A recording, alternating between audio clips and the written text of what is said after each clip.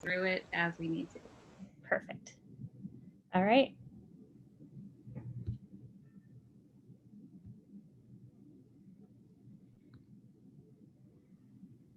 Welcome, everyone. Thank you so much for joining us. We'll get started in just a minute. We're just letting people join. In the meantime, we have a poll for you.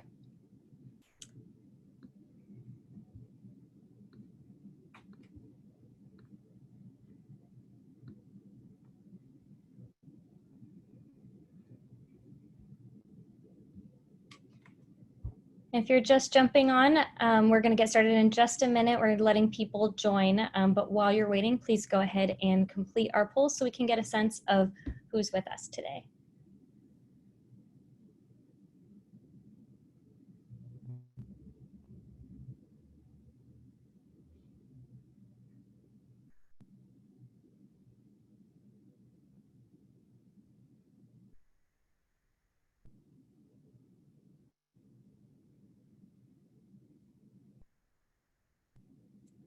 For those of you just joining us, I know a bunch of people have just jumped on. We're going to get started in just a minute. And while you wait for us to start, if you could complete our poll, looks like we have 71% of people have participated. So we're almost there. We just want to get a sense of who's joining us today.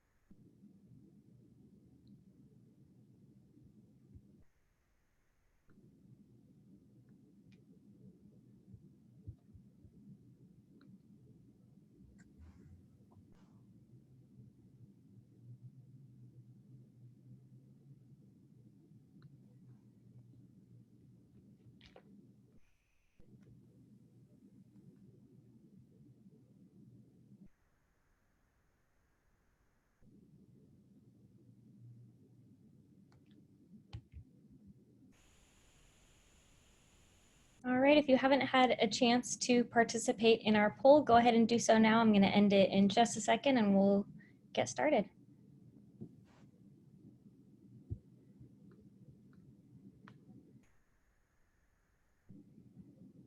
All right, I'm going to end the polls and then I'll show you guys all so you guys know who is here. We've got a really good mix of folks, people, government lawyers, people from the government in general, nonprofit attorneys, private practice attorneys, social service providers, survivors, survivor advocates, and mental health professionals. Oh, and also students and community members.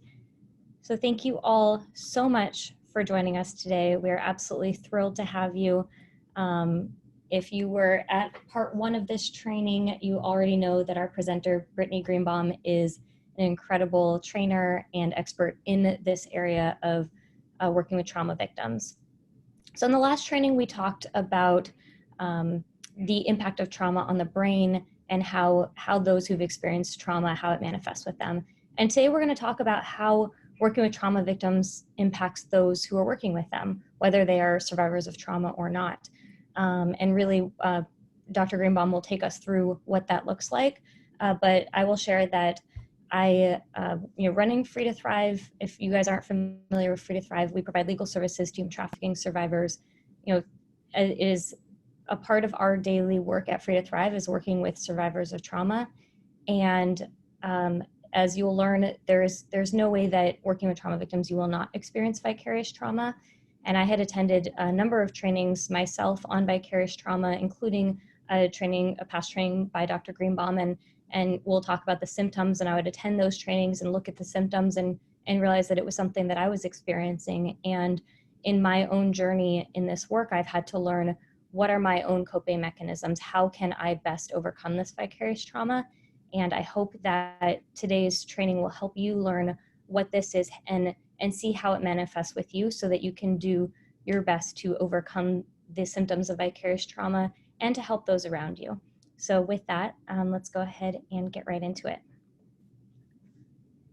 So first of all, if you have not already done so, select speaker view in the top right corner of your window so that you can see our speaker and not any of us behind the scenes while she's presenting. If you have any technical difficulties, you can reach out to our training coordinator, Elaine. Her phone number and email is here.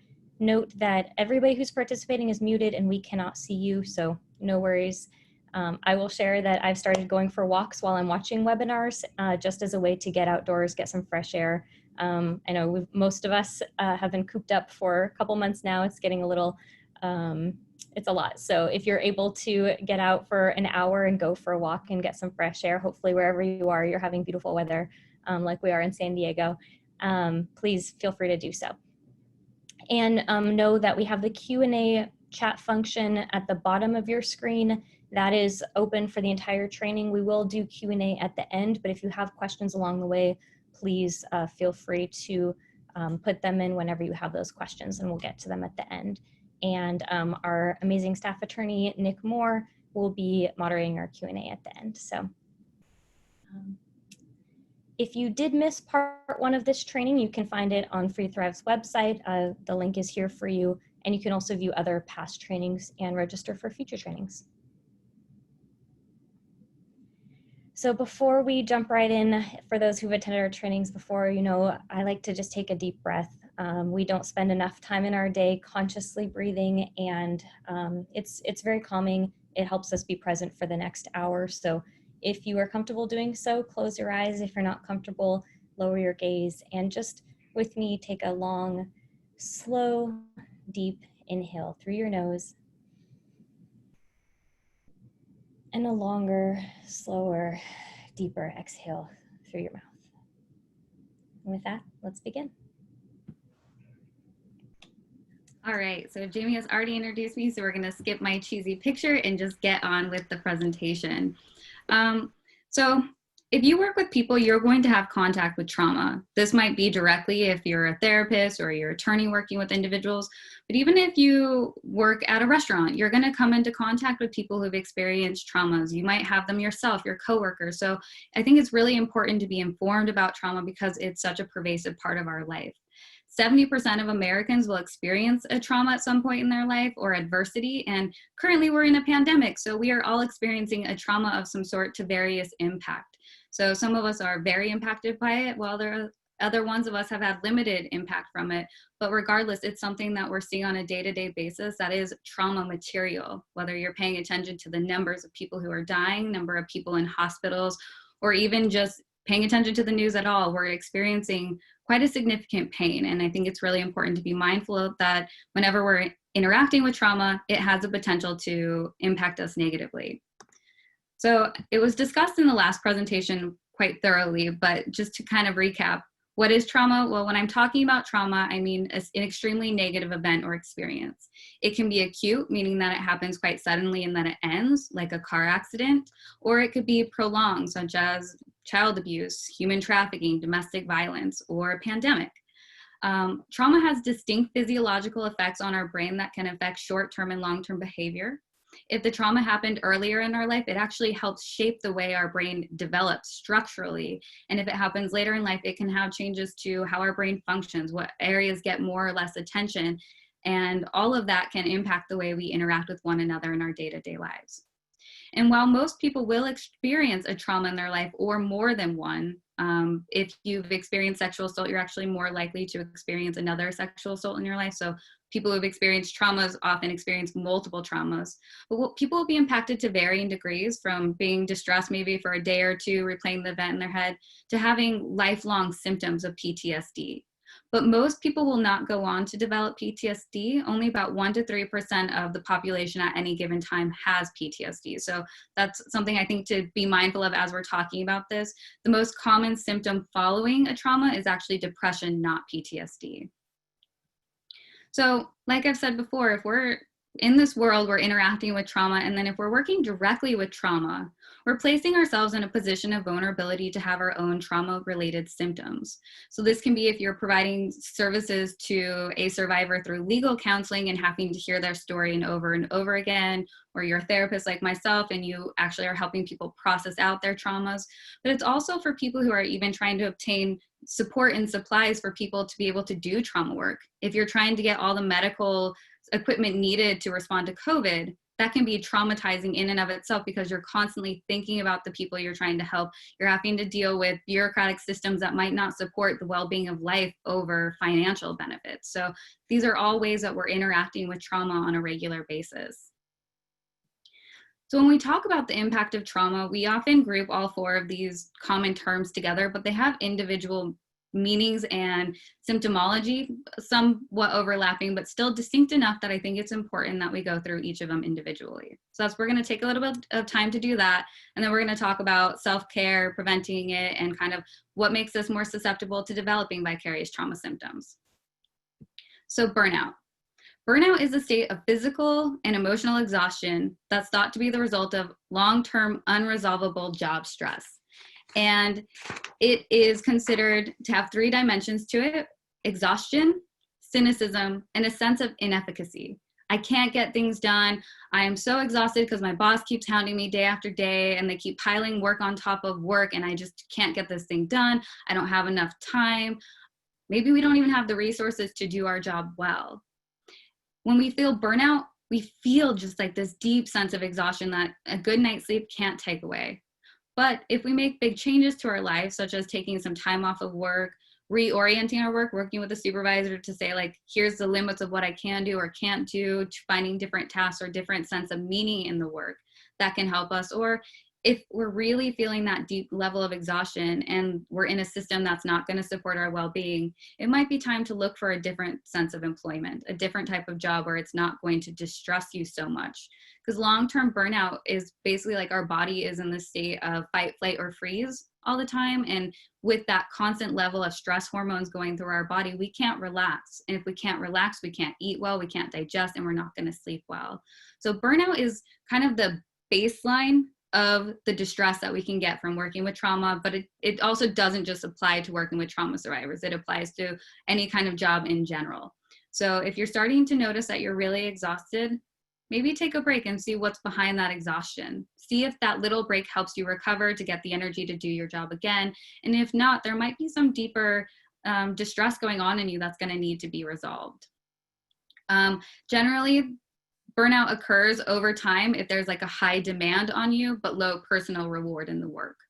It often has to do with like increased workload and institutional stress rather than dealing with trauma content. Now, secondary traumatic stress has been really well researched by Figley. I highly recommend his books and looking into his research if you want to learn more about it. And they talk about secondary traumatic stress being the emotional duress that comes from working with trauma, and it presents as a symptom of clusters similar to PTSD. So it's really focusing on how does this change my cognition, emotions, and physicality. And this one is the most commonly used interchangeably with vicarious trauma. So we're going to move into that one pretty swiftly. But with secondary traumatic stress, you can ask yourself, am I regularly exposed to indirect trauma in my work? So this is all about the indirect trauma. We might carry our own personal traumas with us, but this is about your role supporting people who have been traumatized. And Figley calls it the cost of caring. It is something we will feel when we choose to care about those who are in pain and those who hurt. And it's okay to have this happen. It's important that it does because it's saying that we empathize with other people, but it's also saying we need to do really good self-care, that we don't burn ourselves out and we're unable to feel and care with people anymore. So vicarious trauma is considered the emotional residue of exposure that counselors, because they were specifically talking about psychologists when they came up with this one, have from working with people as they hear trauma stories and become witnesses to the pain and fear and terror that trauma survivors have endured. It's that state of tension and preoccupation with the stories and trauma experiences described by a client. So this can include a lot of changes to our worldview, our view of self, our view of relationships with others, and our sense of safety, trust, control, power, esteem, and intimacy. So basically, when we hear trauma stories over and over again, our brain starts to come up with images for that. We tell ourselves a story about it. And then maybe at the end of the day, when I'm cooking dinner, those images start popping up in my head. And I can't stop thinking about this client and what they said to me. And all of a sudden, I feel the panic. I feel panic in the sense of how I imagined them to maybe feel it in the moment. So we put ourselves in this role of experiencing it with them so much when we're listening to trauma stories. We're empathizing, our brain is syncing with one another, we're feeling with, to the point that at the end of the day, I feel those things in my body and it makes me scared of the world. And this can really impact our relationships in the sense like, if I've been hearing stories about someone being in a domestic violence relationship all day, maybe at the end of the day, I'm going to start looking at my partner a little bit differently and wondering what could it be like for violence to enter our relationship. And maybe I'm going to be a little bit more quiet and shut down and maybe a little bit more jumpy when he comes near me. Because if I'm listening to those stories all the time and I'm not putting a good regiment of self-care in where I'm processing that content I'm hearing, then all of that stress and anxiety is going to start seeping into my own identity, my own values and beliefs, and my own relationships. So compassion fatigue is a term that's often debated because the belief is that if you're practicing compassion correctly, you can't burn out from it. But the truth is, compassion is very hard to practice. Compassion actually means to be with suffering, and not suffering like, oh, we're suffering, woe is me, but this idea of, I see your suffering and let me be there to attend to it. Let me be aware of the suffering that we're experiencing and how can we help resolve it. So compassion fatigue is the profound emotional and physical erosion that takes place when we are unable to refuel and regenerate. So when we practice compassion properly, it's this idea of I'm seeing the other suffering and I'm tending to it, but then I see the suffering in myself and I'm going to attend to it. But oftentimes we see this as a one-way street. I'm going to give compassion. I'm going to give, I'm going to give, I'm going to give, but I forget about that self-compassion. And if I don't refuel myself, if I don't take care of me, I'm going to have a reduced capacity to be interested or empathetic to other people's suffering. I like to look at this as if I'm listening to like big T traumas all day, meaning like really horrible things that happen to people.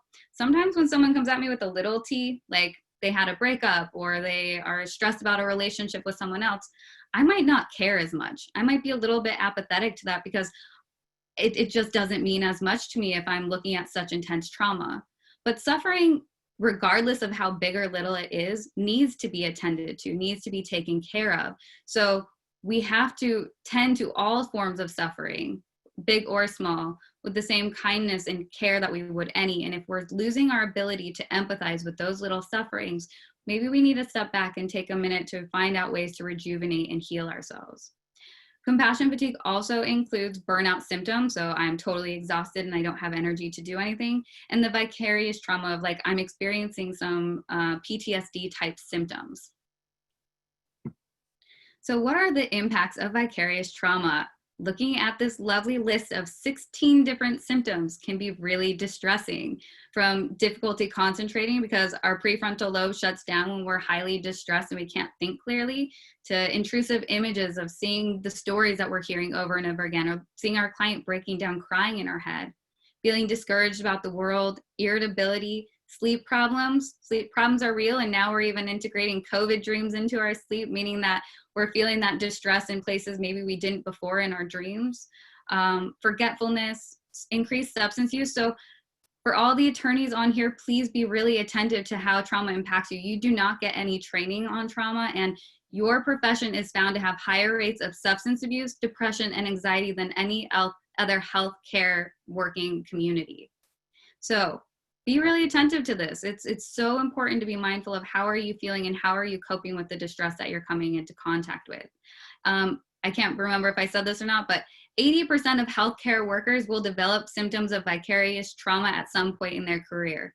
So if 80% of healthcare workers experience it, and we know that lawyers have more distress because they're not given any training on this, think about what your rates might be and why it's so important to know about this topic and to be mindful of it. And so as we sit here looking at this list of what probably feels like scary symptoms, and it's only becomes vicarious trauma if you're having a whole array of them and it's negatively impacting your life and relationship with others, then we would want to talk about maybe diagnosis and getting you support. But as you just look at this list, we're going to start a little poll here and just kind of asking, how many of you have experienced these symptoms within the last month in your work with trauma survivors? So I'm going to let Jamie kind of control the poll here, and she'll share the results with us in a moment.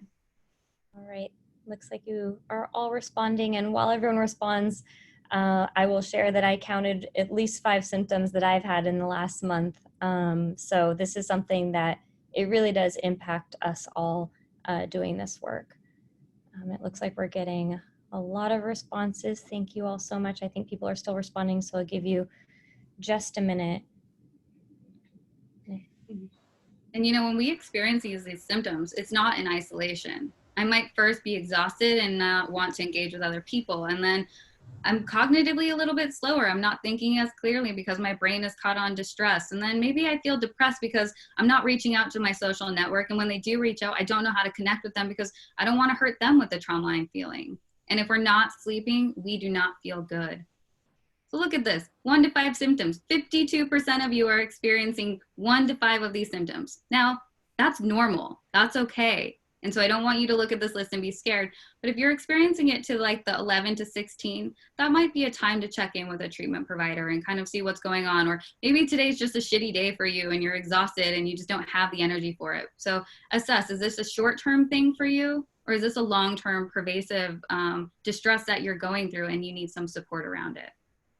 And Dr. Greenbaum, one other thing I wanted to mention while we're here is it's important for people to know what your symptoms are because it's going to manifest differently in different people. When I first started attending these trainings, I would see them and make note of them. And then I would start to notice patterns in myself on days that I was doing a lot of really heavy trauma work. I would start to be irritable or exhausted, but there would be times that I was being, irritable or snappy. I'd be snappy with my partner and I wouldn't know why. I wouldn't know what was going on. And I would have to sit and be like, what is wrong? Why am I feeling this way? Why am I acting this way? And then I would realize, oh my gosh, I actually had a really traumatic day, taking in a lot of trauma, and I haven't processed it at all. I haven't done anything to release that trauma. I haven't done anything to take care of myself. And I learned that on those days I had to go home and take care of myself and see it before it actually started to manifest in these symptoms. Thank you, Jamie. That was really well said. Because it does manifest differently for every person. And if we're like pretty used to dealing with trauma, we think we can take on more so easily without being affected by it. But then one day we kind of were like, whoa, that story was different. But we might not realize it in the moment. It's only later in the day when we're like, oh, I feel funny. I'm dissociating a little bit. I'm not in my body. What's going on? That we can start to reflect and be like, well, how much of this have I been taking on? How many people have I been talking to lately that are telling me that they're distressed? And what's my level of helplessness and hopelessness? I know as a psychologist right now, there's a lot of sense of powerlessness as I talk to clients that are worried for their own health and being like, oh, I go get tested. But you know what? I'm in the state of Iowa and not everybody can get tested here. And holding that feeling of helplessness and how does that impact my own vicarious trauma? Because if I feel helpless and powerless in one area of my life, that's going to seep into all the other areas as well. So we have to look at how do they accumulate? How do the traumas multiply within us as we go through these experiences? So there are different things that make us more vulnerable to developing a traumatic response or a vicarious trauma. Personal vulnerabilities include, what is your race in this country? What are the privileges or not privileges that you have? What is your ability to go safely for a jog in your neighborhood? Lower SES, housing issues, educational differences. All of these things can make us more vulnerable to developing vicarious trauma.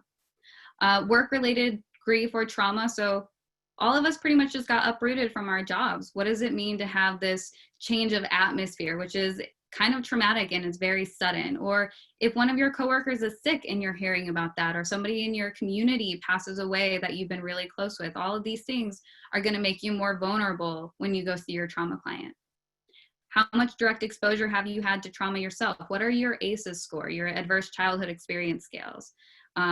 How many times have you had indirect trauma in your life, whether that's witnessing a parent be sick, having a bunch of trauma clients in your life, not being able to help siblings who are struggling, whatever it is that's going on, or your kids having to know that maybe they're getting bullied at school sometimes. And what do you do as a parent when you hold that day after day? We have empathetic strain. So feeling exhausted and not having the energy to give anymore because we're pulled in way too many directions all the time. Systems failure, so working in a system that doesn't support your health and well-being, or living in a political atmosphere that doesn't prioritize your health over the economy. Looking at your working conditions. This is one thing that I think I would be really concerned about if my job wasn't so clear right now, that they're not going to send me to go work back in the middle of the mall where my office is, that has no ventilation and windows, without taking proper steps to make sure it's healthy for me to breathe in that air. We're looking at different places. We're looking at different ways that my workplace can be safe. And if your job isn't doing that, that's going to increase your distress on a day-to-day basis. And then what's the sociocultural context that you're working in? COVID, Donald Trump is president, traumas, racial traumas happening everywhere all the time. Like, how are we getting through this day to day? So there's trauma all around us right now, all the time, and we're all being impacted to varying degrees. And this is going to make us more susceptible to developing vicarious trauma symptoms. So please take really good care of yourselves. You matter, you're important. So let's keep talking about this. All right, so preventing vicarious trauma. So it's really important to monitor yourself. You are the only person you are stuck with for your entire life. You will be the only person there for you at every single moment of your life. So kind of think about, what kind of relationship do you want with yourself? How do you want to interact in your mind? How do you want to walk through this world? And check in. Do I like the way I'm talking to myself today? Did I get enough sleep? How was my water intake today? And looking at how all those factors impact your feelings of well-being at the end of the day. Do things throughout the day to care for yourself. This could be going for a walk. It could be taking a screen break from the computer, because I imagine I'm not the only one staring at the computer a lot more every day right now. This means when you take a shower, you can choose to do that absentmindedly. I'm just going to wash my hair and just get through the motions. Or I can choose to make that a self-care moment by tapping in with myself, touching my hair and saying, oh, hello, beautiful hair. Thanks. I like your haircut. Like, you worked out well. This is nice to feel. Or noticing my arms and hands and saying, like, thank you, hands, for all that you do for me day after day. This is making tea at the end of a hard day, or eating that piece of chocolate that tastes so delicious and savoring it in that moment. This means taking time for yourself. I think when we are really stressed or worried, or we have a lot going on, we're quick to jump into the next task really quickly. But if we don't take that minute to pause and breathe and be with ourselves, we're going to be depleted by the end of the day because we gave us no nourishment. Reach out to your support systems. I think when we're experiencing vicarious trauma symptoms, we sometimes feel ashamed. We feel like maybe people are going to tell us we shouldn't be doing the work that we're doing because we feel depleted by it, and that's incorrect. It's more like assessing, how can I be present for the work that I'm doing? And your social support system should be there to offer you kindness and care. And if they're part of your support system, but they're not offering that, they're giving more criticism and judgment, reach out to somebody else in your network. Look for the people who can be there and tell you how amazing you are and help you hold the weight of the work that you do, rather than give you a difficult time for choosing to put yourself in a position where you know you're going to feel hurt some days. Take time to separate yourself from your work and the things that you do. If you can, take a vacation or listen to music and really let yourself get into that moment. Rock out to the music, bang your head, yell, scream. Let yourself let the work go for a minute. And it can be really hard to do when we're worried about people in big crises and we feel that sense of helplessness, but we have to do what we can to bring ourselves back to the present moment so that we have the energy to give back to them again. Limiting yourself, know what you're capable of and you're not capable of, and try not to take on more projects than you think you can manage, even when you know that that project could really benefit from your help. Offer to be a consultant rather than a lead. Find different ways to not take on so much. The larger your caseload is with lawyers and with psychologists, the higher rates of burnout and depression we have, because one, we're not able to engage in it in the most meaningful way. And when we have to make these decisions that involve compassion fatigue, we experience moral duress when what we want to do and what we're capable of aren't in line. So if you can't be present for all 10 of your clients well, then maybe try to limit it to 8 and see how you can do with that. Delegate. Help yourself as much as possible. This means being really kind with yourself, seeing how you can get more support in your life. Anything that you can do that benefits your well-being. Be honest with yourself. And I think this is a tough one when we want to do a lot of good work. We're like, oh, I can take on this, I can take on that. But We all have limits because we're human, and that's okay. So be honest with what your limits are, what you're good at, what you're not good at. And if you want to build up those skills, do. And if you don't feel like it's important, let it go. It's okay. Find ways to empower yourself. Do things that show you that you have strength, that you're not powerless, that you have potential. This could be making masks right now. This could be donating money, volunteering time, doing presentations pro bono, doing things to renew yourself and make yourself feel healed and well. So like I mentioned, I cut off my hair. I learned to cut hair this past weekend, and I cut off 7 inches. And that was a way of renewing myself, cutting off this old weight I was carrying, this old identity, and letting myself shift into something new. And most importantly, I think it's really valuable to remind yourself why you choose to do this work day after day. If you remember why you're doing it, what's the deeper meaning behind it for yourself, you'll want to get up and do the work every day, even when it's hard. Or maybe you won't want to get up and do it, but you'll still find a way to show up for it because you know it's important. And this also means that if you don't have the capacity one day to meet with a client, don't meet with them. This is, I think, really hard for probably lawyers and psychologists and social workers, is that we want to show up whenever the client needs us. But if I'm not at my best, if I'm not able to connect with somebody, that client is going to feel it. And that disconnect that they feel in that moment with me might hurt them more than if I have to tell them, I'm sorry, we really need to reschedule because I'm a little bit exhausted today and don't feel like I can be as present with you as I'd like us to be.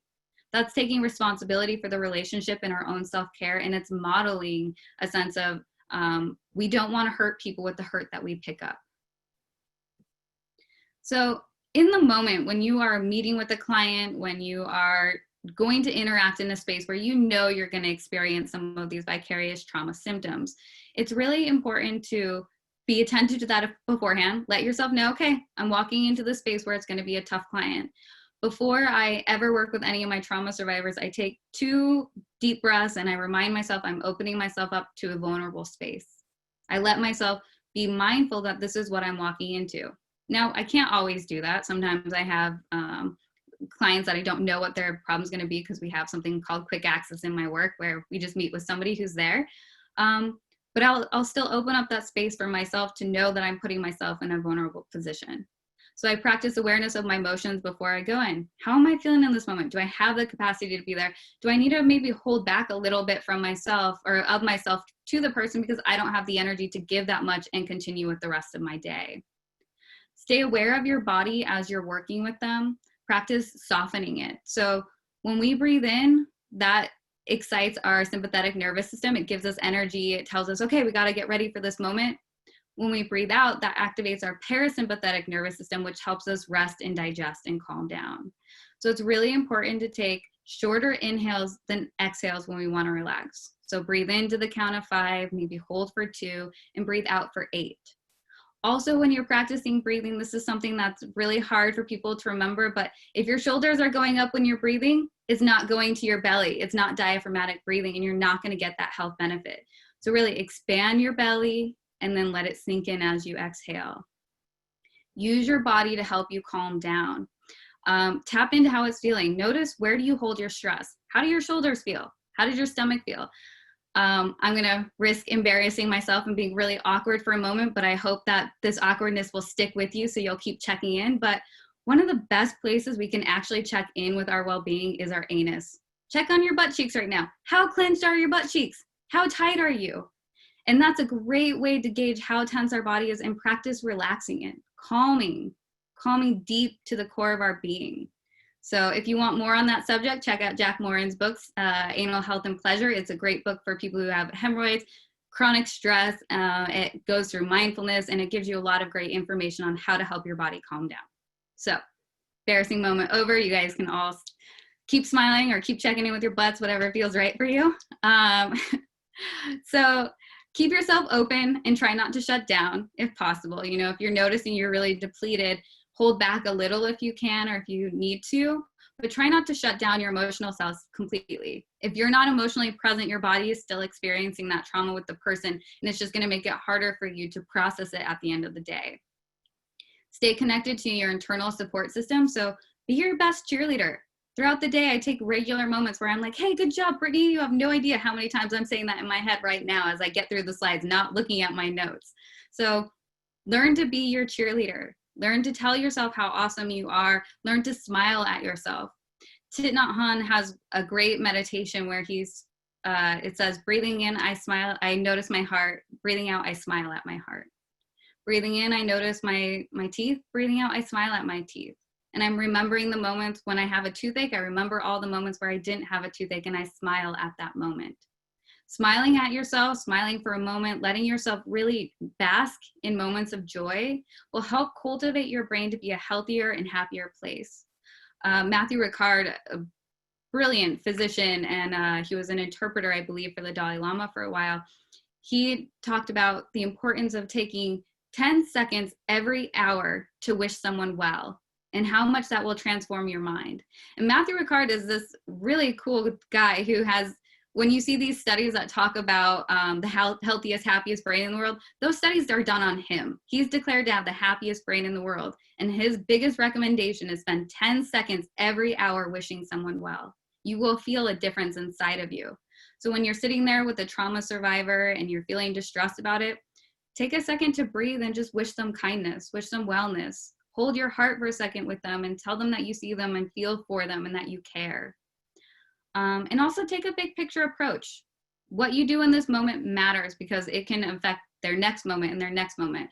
I really like to look at the ripple effect of my actions. If I stubbed my toe before I walked into this meeting today and just said whatever and I swore about it and got angry, then when I started this presentation, I might be a little bit more flustered. I might be a little less willing to be awkward in myself. And you would feel that from me. Maybe it wouldn't be as engaging, or maybe I wouldn't be, so chatty. But if I take that moment that I injured myself and I hold my toe and I'm saying, oh, I'm sorry, toe, I didn't mean to do this to you again. Like, I'm going to move the table. I'm going to get what you need. Do you need the ice pack? What do I need to help this moment? Then when I go into my next moment with someone, I've taken care of myself that I can be present with what they're going through and be more authentic to who I am. And then if they're able to connect with me in that moment, then maybe the next person that they run into, they'll have the ability to be open and kind to. Versus if I wasn't open and kind to them, then they might walk out and be like, I don't ever want to see this therapist again. Why? She wasn't kind to me, which is going to affect their next moment. So big picture in little moments. Little gestures make a difference. One thing you say can make a huge impact on how somebody feels. We know that when someone first discloses their sexual assault, how that person responds to their experience impacts their likelihood of developing PTSD or not. If someone says, it was your fault, you did it, what were you wearing? That's going to increase their risk of PTSD. But if you take that same moment and you say, I'm so sorry this happened to you, how can I be here for you? That can change the whole way that they process and experience their trauma. So one moment, one act of kindness matters. So I found this really cool quadrant of self-care online that I thought would be valuable because it's a simple, easy task to kind of do. But it's making kind of a little sheet for yourself of what can you do before you walk into trauma moments, what can you do during, and then what can you do later on. And I can't read the last one because things are in the way, but right after. Okay, so before, I'm going to take those 2 breaths with myself. During it, I'm going to check in with my body. How's my butt doing? How am I feeling in connection with them? Do I feel safe in this environment? Do I need to sit up more? What do I need right now to stay present with them? Right after, if it's a tough session, I might walk into my coworker's office and say, hey, I need to just debrief with you for a second. This was a lot. Or if I'm really emotional, I might want to cry for a second, or I need to just do some good breathing with myself. I need to have some kind of transition from what I'm doing in that moment into my next moment. So for myself with work, I put on my watch every day in the morning. And then once work is over, I take the watch off as a part of my transition. This is my time on the clock. This is my time off the clock.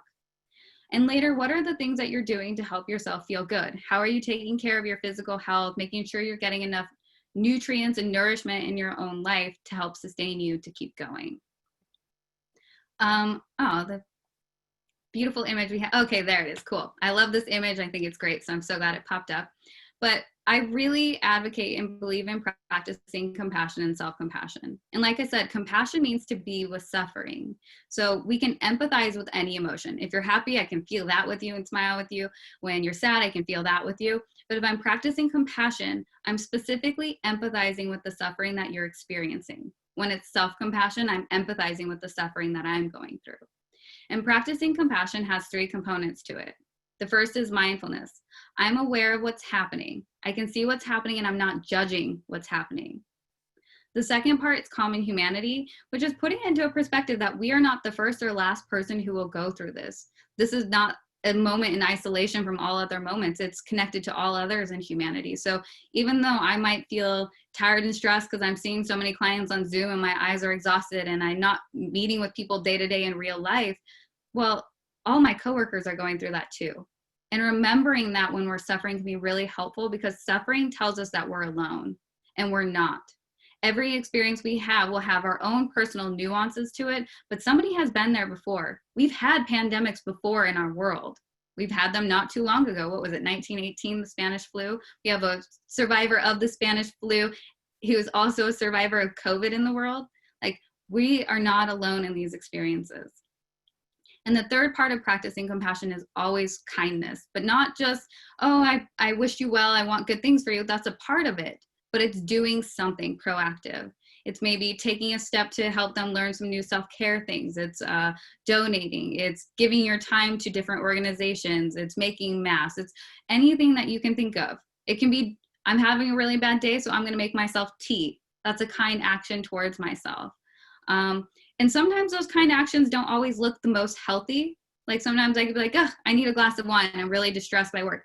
Not the healthiest thing to do on a regular basis. I don't advocate for that. But if you do decide to give yourself that, try to do it with kindness. I'm really having a hard time. I'm going to have a drink of alcohol. I'm going to take a sip, but I'm going to try to breathe with myself, bring myself back to the present moment, and understand that this is a temporary, non-healthy coping skill, but I'm going to enjoy it while I'm doing it.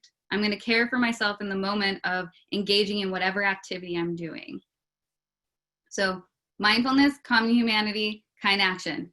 Repeat, keep going. It works. It feels great. It's hard, but it's valuable. So just a couple of stress reducing techniques. Obviously that breathing is one. Like I said, breathing in, we activate our sympathetic nervous system. Breathing out, we activate our parasympathetic nervous system, and that can help us calm down. Guided imagery is a great way if we're uncomfortable sitting with our body and sitting with the breath. Listening to a guided imagery, I love the Honest Guys on YouTube. They have a great anxiety relief one that's about 12 minutes. It takes you away. It gives your brain a place to relax, to breathe, and to rest. Physical exercise is really good at reducing distress. If we're highly stressed already and our nervous system's going off, physical exercise can actually help kind of balance it out, because it gives a reason for your body to be distressed and it knows how to calm itself down from physical activity. Finding things to laugh at. I hope that you've laughed at this presentation and laughed at me a couple times, because I like to be awkward and silly, and that's healthy for you to laugh. And finding funny videos on YouTube, animal stuff, anything that can bring joy to you, keep doing. Laughter heals the brain. And acts of kindness. There's more research coming out about how doing acts of kindness actually decreases stress in our brain and makes us feel good and connected to others. This is all based in science. Science says be kind. So you don't have to just listen to me. You can go read the research that tells you how neurologically it can help support your well-being. And then I have a handful of resources here for you. So the first one is Understanding and Addressing Vicarious Trauma by Perlman and McKay. This is a really great PDF that I was able to find that's free online that goes through a little bit more in depth about vicarious trauma and helps you ask questions to look at what's going on for you with your vicarious trauma symptoms. The Professional Quality of Life Measure is also a free measure you can take online that looks at 3 different scales of compassion, fatigue, burnout, and vicarious trauma, and can give you a sense of how are you doing in your current life with what's going on. It's really easy to score. It's, like I said, free online, so I highly recommend that. If you're interested in practicing and learning more about self-compassion and compassion, I love Dr. Germer's book, Mindful Path to Self-Compassion. It gives you skills as well as information about it, and it gives a lot of personal narratives about how self-compassion has helped people. So it's a really valuable resource. Dr. Kristen Neff also has a great book on self-compassion, but her website is quite fantastic. She has created a scale about self-compassion that looks at the self-kindness versus judgment, common humanity versus isolation, and kind action versus less kind action for yourself. So that's a really great measure you can take there. She also has a whole bunch of books that are great resources, as well as a whole bunch of self-compassion guided meditations available for you. So highly recommend checking out that site. And then if you're in the role of an administrator of an organization or a supervisor, Tend Academy has a lot of great options for building your skills around helping keep your environment safe for other people. They do have a lot of other great resources as well, so I recommend looking into them. So that is the end of all of my parts for right now. I'll hand it over to Jamie before we get to questions. Just a reminder that you can go to our website and look for upcoming trainings. Towards the end of June, we have a really great one on working on family law matters with human trafficking survivors. Our senior staff attorney, Nick Moore, who's going to moderate our Q&A, will be running that training with some of our pro bono family law attorneys, and I'm really looking forward to that. So keep an eye on our website, and you'll also get emails from us about them. And just, Dr. Greenbaum, I know we're going to get into Q&A, but before we do, just thank you so much. This is so helpful. I learn something new from you, many new things every time I hear you speak, and I appreciate your vulnerability and, giving us an opportunity to laugh and smile. There's so many good lessons in here. So I'm very, very grateful. And the one other thing I'll say, I think it's really important for everybody to not only learn their own symptoms, but also learn your own best coping mechanisms or self-care regimen of what works for you is really, really important. So, what works for me may not work for the next person. One thing that I have learned is you have to physically release trauma from your body, whether it's through physical exercise, whether it's through journaling or talking to someone. It's really important, because if you just, especially as attorneys, we just have a tendency, we're taught to, push it all down and stay strong for our clients. And if you do that, it will bubble up and at inopportune moments. And so it's just really important to figure out what works for you, and then to plan ahead. So if you're going to be, you've got a big court date, and that court hearing is going to bring up a lot of your client's trauma, block off that night. That's something that I learned the hard way through a really contentious domestic violence restraining order hearing. Is the first hearing, I was a mess after. I was there totally present for my client and there to support her. And then I got home and just bawled my eyes out. And I was like, why am I crying? Court went well. I don't understand. And I realized, like, I was just letting go of all the space that I was holding for her and the trauma that I was physically holding in my body. And then we had a second court date on the same case. And that time I blocked off my evening. I said, I'm going to go to yoga after work before I come home. I'm going to, not make any plans to go out and do anything. I'm just going to take care of myself tonight. And it was, I came home and really just felt completely different than I had after the first hearing. So it's something that, know what works for you and make sure that you are proactive about it, not just reactive of, realizing when those symptoms come up, but learning your symptoms, learning which things might elicit a response from you, and then acting accordingly. So with that, we've got some really great questions, and we've got we've got just a little under 15 minutes for questions, so let's jump right into it.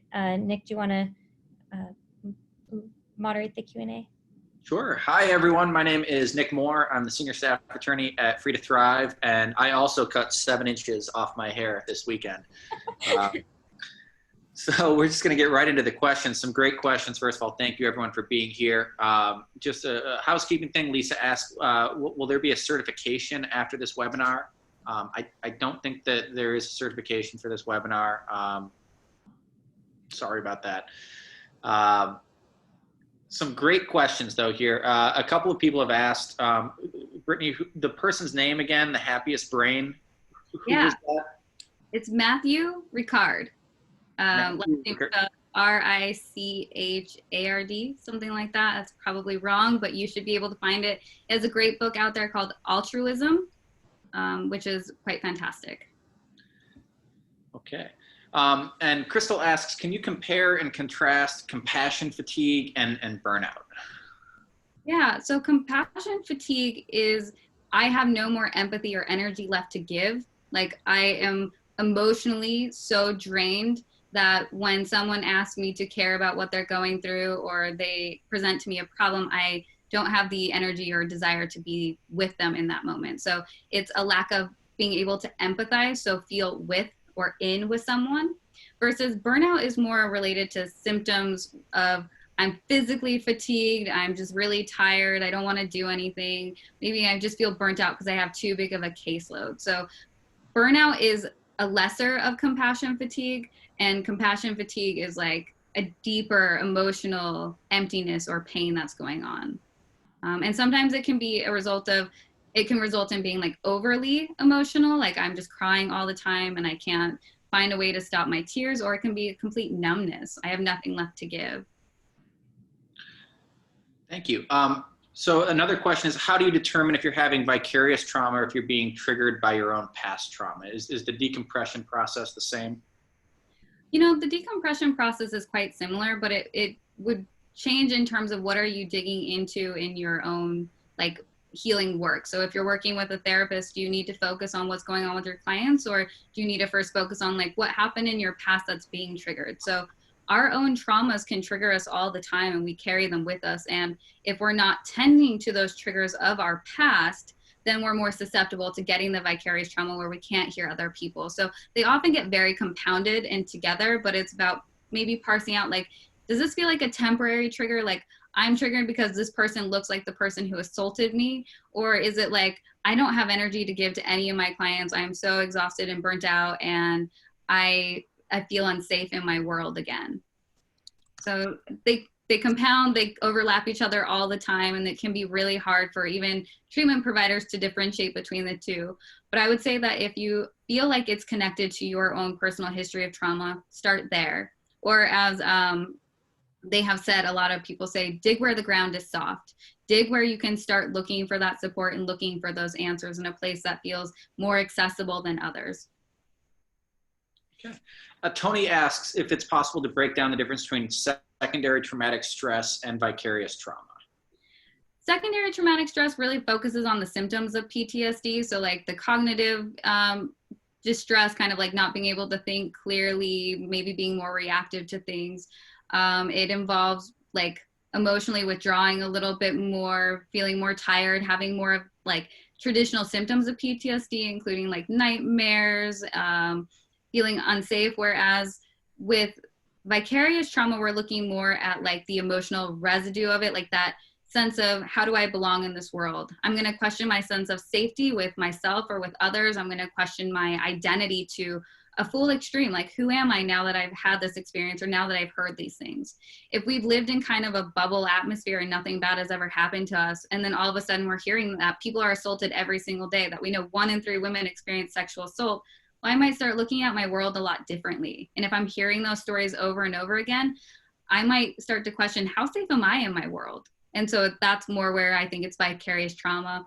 But I think some people might disagree with me and say that they're actually more synonymous than that. But the reading I do does tend to parse them out into like symptoms of PTSD versus questioning my world. Great, thank you. Tim asks a great question, that whether or not there's been any sort of study that's been done to determine kind of optimal workloads for people who work with trauma, and whether or not you know, there's an increase in vulnerability when exposure to trauma is combined with the need to exercise significant authority, such as law enforcement.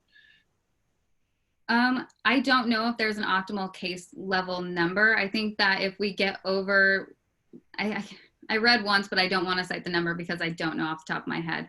But I think it's different for each person. So for people who have kids and they're working with a bunch of kids who experience trauma, like their ability to take on trauma clients that are kids might be a little bit more taxed, and they maybe need less of the trauma clients and more of the anxiety and depression ones. I do think that vicarious trauma and caseload differences would matter based on types of profession and amount of support within that profession. So I think it's about asking yourself, like, how much can I hold? And start with the lesser number. If you feel like I want to get into trauma work, I'm really interested in it, but I don't know what I can do, maybe start with 2 or 3. I don't recommend starting with a sample size of 1 because that can get over, you can get over involved in that and not get a good sample of like, how do you experience it with different people, because those personal factors in it. But start with a low number and slowly build up to where you feel like, you know what, this is where I feel comfortable. And if you have too many, talk with a supervisor, try to delegate, try to see where you can get extra support with those cases until they're ready to end. Great. Thank you for that. We have a question asking for more tips on how to establish boundaries. This is something that I struggle with quite a bit as well. So. Yeah, we could have a whole presentation about how to establish boundaries. I think the first thing with boundaries is noting, like, when do I feel good in this dynamic? Do I feel safe in my conversations with them? And if you don't, it's like, okay, this is someone I maybe need to set more boundaries with. Boundaries can mean deciding that you don't work past a certain time every day and saying like, okay, so at 5 o'clock, my watch is off, I am done, no more email responding, not gonna check it for the night, making sure I have a message that goes out to my clients that says I don't check my email past this time. It could be deciding not to take phone calls from people that you know don't make you feel good, or relegating phone calls to them to only certain times of the week or the month because it's just not safe for you to have that conversation. Sometimes setting boundaries means letting people get mad at you because they're uncomfortable with you saying that you need some space. It's saying, I'm not ready to have this relationship right now or whatever, and letting them get mad at you for a minute. Because whenever we change up our relationship with someone or with anything, we have a little bit of a negative response to that because people are used to getting their needs met in the same way. So starting to implement boundaries means being ready to tolerate distress in those relationships for a moment. But once that immediate distress wears out, then it's about having time to reassess and saying, how do I want to approach this relationship again? And having honest communication. So Crystal and Bonnie kind of ask a similar question that I'm going to combine, and this one's for Jamie. When I joined Free to Thrive, I did not know about vicarious trauma. I had worked with a lot of trauma victims, and we have a lot of policies and procedures designed to address that. Really grateful to be working in an environment about that. But Crystal and Bonnie asked, are there any measures or tests staff can take to determine if they're experiencing vicarious trauma, burnout, or compassion fatigue? And then Bonnie asked, what are some ways that organizations can bring burnout or compassion fatigue awareness into the workplace? Those are really important questions, and I'm really glad you asked them. I think a few of the resources that Dr. Greenbaum referenced are great ways to, yeah, thank you for bringing that back up, great ways to measure, just to get like a temperature check. I think you can do that. I saw these resources with this PowerPoint and hadn't seen them before, and it's something that I'm going to do with our staff, is have them do the professional quality of life measure. I'm going to look at the resources that the TEND Academy offers and see what support there is for me as a leader of an organization.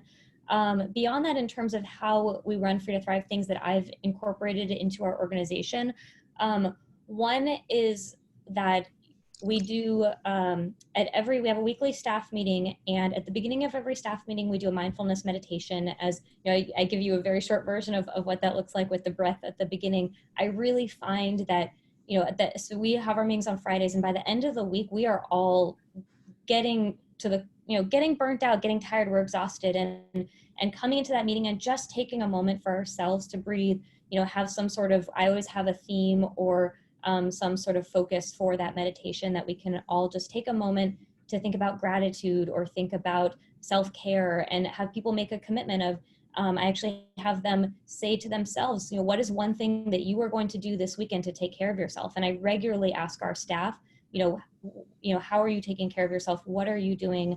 And making sure that I know their workload. I'm checking in with them one-on-one in addition to our staff meetings of, you know, how is your caseload?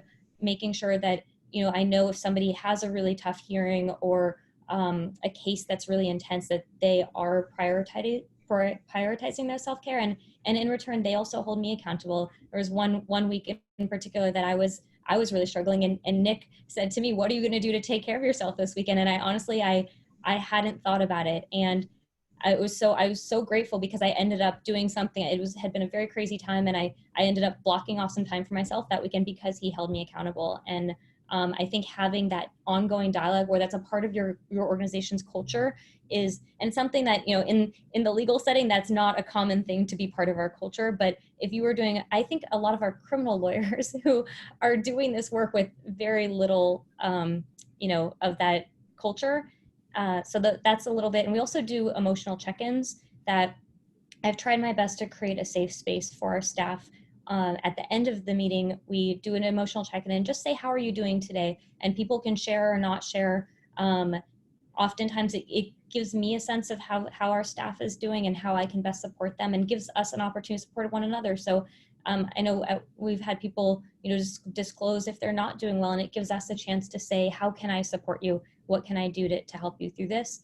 And then we always finish with something uplifting. So we always finish with client success stories, something good that happened this week, either with work or even our personal lives, that gives us an opportunity to you know, celebrate those successes.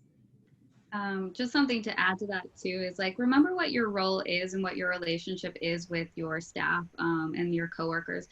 It's important to not push people to process an experience before they're ready. So sometimes we think that we need to process out everything that happened as a team very quickly, but if someone's not ready to do that, we can actually create more trauma symptoms in them. So in these moments where you're inviting a lot of self-reflection, or you're inviting people to process out a really hard time or case, letting people know that it's okay if they don't want to participate and don't even want to be in the room at that time. It needs to be safe to say, I'm not ready for this right now. And if you are not in this place where you can hold that conversation, don't try to. If you're in a role of power over them and it doesn't feel equitable in your work, don't try to make them process with you. Respect that role and invite them to seek their other resources. So don't put it all on yourself. Just make it okay to keep talking about self-care and letting them know it's okay to come to you with whatever issues that they're experiencing. That's a really important point, and also providing resources outside of the work setting is really important. Of, you know, identifying opportunities for your staff to get that support somewhere else as well, so that if they don't feel comfortable, you know, doing something internally, that they have somewhere else to go. And I'll just add that as a guy who does not wear his emotions on his sleeve and is sometimes maybe a little bit tacit about things, it's really cathartic to have a workplace where, like, I do feel like I can share, you know, the things going on in terms of how it emotionally affects me. So I think if you're going to bring this practice into the workplace, you'll find a fairly high degree of employee satisfaction if you're doing it right. Lisa asks kind of this is a hard question, Lisa. You know, you talk about how you had a bad anxiety attack last night, and that you get, everyone you work with is traumatized, and you get calls all day. And last night was just really scary. And you kind of end this by asking, you know, like, why do you love to give so much of yourself? Why do you feel like you put yourself in this type of situation? I don't know, Brittany? Yeah, well, first, let me say thank you for that vulnerability, and I'm sorry you had a rough night. That really sucks, and I hope that you're able to tend to yourself in that moment and know that trauma symptoms aren't there to hurt you, even though they do hurt. They're there to help you know that your body doesn't feel safe. And so something, like, it sounds like a lot built up for you, and I hope that you're able to tend to that experience in that moment with a lot of kindness, like not being mad at yourself for having that panic attack, but saying, like, oh, I need to listen to my body. Something's going on here. For me, why I do this work is I don't see another thing to do. My dad raised me on a quote saying that he came up with, he says he did, that being a bystander to suffering isn't an option. We can't be bystanders to suffering, and I just can't do it. I can't see myself doing anything else and finding meaning in my life. So I put myself in this position day after day, and I find it the most rewarding work that I can do, because when I get to see somebody heal, when I get to help somebody who has felt powerless their whole life smile and find meaning again, that fulfills my identity. That fulfills me as a human being. So I think that if we're gonna save this planet and we're gonna have a healthy living, we have to start with the individuals, and we have to start with being willing to do this work. So thank you for putting yourself out there. I'm sorry there's so much distress in this world, and that I can't take it away with a snap and make it all better by giving you this information. But I hope that by finding a tone of support and care in yourself that you can keep giving can help find some more stability in the work that you're doing on your day-to-day basis. What about you, Jamie?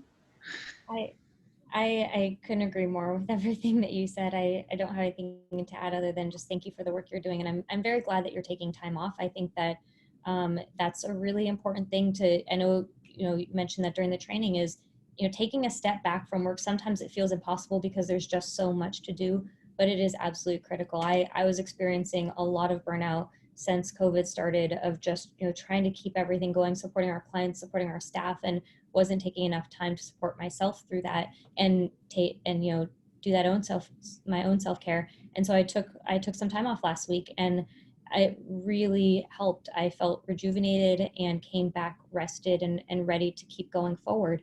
And I think we oftentimes aren't good at that, but it's really important. I know we are just a little bit over the hour mark. We do have a couple other questions, and I'm still available, and I believe Dr. Greenbaum, you're available as well to keep going. So if you have to jump off, I know some people some people are leaving, and that's totally fine. We understand. We're so grateful to all of you for being here and participating in this. And we'll go through a couple more questions, and then we'll wrap it up pretty shortly. Claire asks a great question that I know I struggle with. How do you suggest discussing work trauma with a spouse or significant other without roping them into something that might cause them discomfort or trauma? And I'll just sort of add that as an attorney, I can't talk about client information that I get, and that's hard. And so I'm always receptive to strategies about how to explain to my spouse how I'm feeling. I think that we need to start with being honest about the limitations, of the work that we're doing and what we can and can't share. So we can't talk about client-specific things, but we can talk about themes that we came up with in our day. So I had a theme of hearing a lot of trauma in relationships, and that makes me feel sad today. I feel I heard a really tough trauma narrative, and it's playing in my head. So it's being a little bit more general than specific when you're talking with your significant others, but checking in with them first. How was your day today? Do you have the capacity to hold this with me for a minute? Like, I'm having a rough moment and I'd like to share, but I don't want to harm you. Checking in with them. How did you feel hearing this? Is it okay that I came to you with this today? What would be a better way for me to present this information to you if I need to process it? Or if you can't hold this at all with me, like maybe I need to find a consultation group with people in my profession that I can disclose more of the details with and share it with. Be honest that it's affecting you. Your partner knows if you're not fully present in the room. My partner always calls me out for it, letting me know like, hey, you're not here, where are you? I'm like, oh, thanks, I need to come back to this present moment. Like, where was I? I have to ask myself that. Oh, I was thinking about so-and-so and how something happened. Okay, so I can say to him, I heard a really tough trauma narrative today that involved a lot of familial abuse, and that's making me feel sad and unsafe. It's reminding me of my own personal experiences, whatever it is. So honesty, awareness of your limitations, and always checking in with them. Are they able and available emotionally, mentally, physically to hear this right now, to hear the distress that you're going through? And if not, that's okay. Ask them if there's a later time. If there's not a later time, find another resource and let that be okay, that that's a place where you're not going to share it. I think they're such helpful tips. And I think having an open line of communication, one, having them understand vicarious trauma and how it affects you and what your symptoms are is really important. This is being recorded. This is something that you can sit down and watch it with your partner. And I highly recommend doing that so they understand. I mean, these symptoms, I think it's hard to wrap your head around having PTSD symptoms because you're hearing about somebody else's experience. I mean, that's a lot to wrap your head around. And I think fully understanding what those symptoms are. And then even if you don't sit down and watch it with them, saying, hey, I did this webinar today and here's what I learned. And, when I thought about it, here are some symptoms that I think I have. And I think one, having your partner hold you accountable, having them know how it manifests with you so they can support you, and having a really open dialogue. So on days that I call like heavy trauma days, I will text my partner and say, I'm having a pretty heavy day. I'm going to need to practice some self-care tonight. And that way, before I get home, well, pre-COVID, now I'm home and it's just, I'm not going anywhere. So it's obviously a little bit different. But, when I was, in court and out meeting with clients, you know, I would communicate that before I came home, just to give them a heads up, one, to hold myself accountable for my own self-care, but also to give them a heads up and let them know that, you know, I'm going to need to take care of myself. And it, you know, hopefully your partner can also learn with you. You know, I had to figure out for myself, what are the things that I need to do to take care of myself. And now, you know, now it's something that they will say, okay, you should go to, not you need to, but you should go to yoga tonight, or maybe take a bath after dinner, something to, you know, rest your body. Or, you know, I may come home and say, you know, I think I'm going to journal for a little bit before I go to bed. I need to just, you know, release some things. So anything like that, of just having this open dialogue.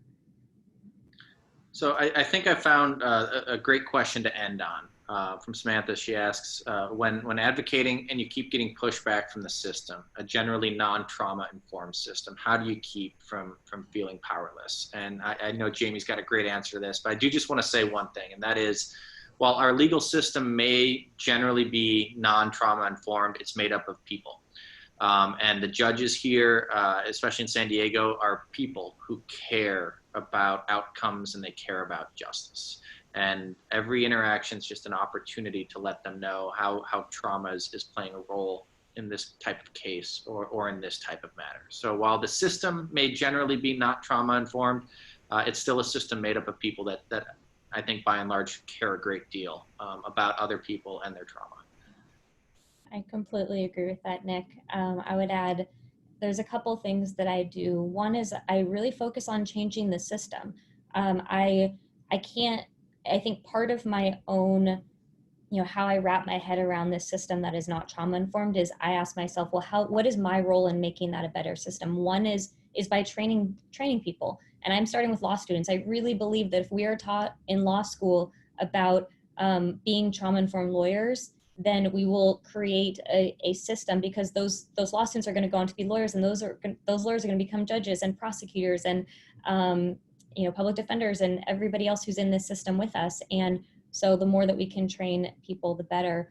And then, you know, looking at systematic reform of what can we do to incorporate trauma-informed practices into the system, and also how can we help our clients operate in a system that isn't trauma-informed. So preparing your clients for court, you know, we talked about at the last training of, you know, what can you do to know going into it that it's not a trauma-informed system, and yet still have trauma-informed practices that you personally practice, that you do with your clients, are really important as well.